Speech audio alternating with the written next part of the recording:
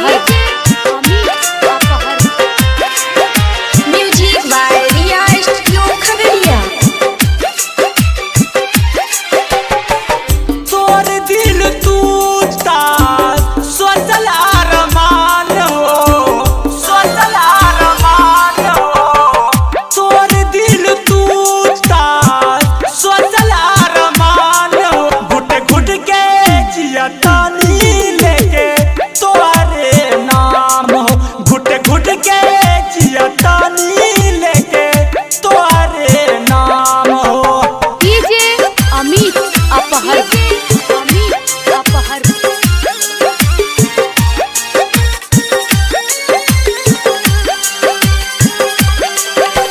Music by Riya studio Khagaria.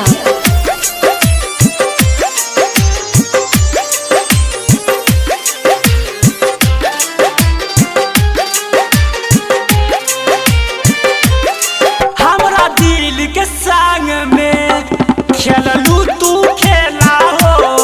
हमरा प्रेम के रोग लगा के छोड़ देलू अकेला हो, छोड़ देलू अकेला हो।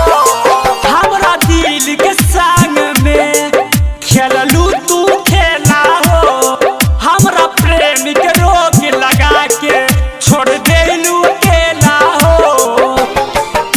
तोहर में बास गइल हमरा प्राण हो। घुट घुट के जिया तानी लेके तोरे नाम हो।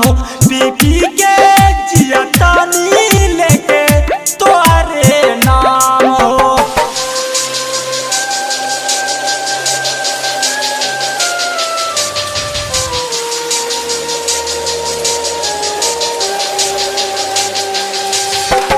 डीजे अमित अपहर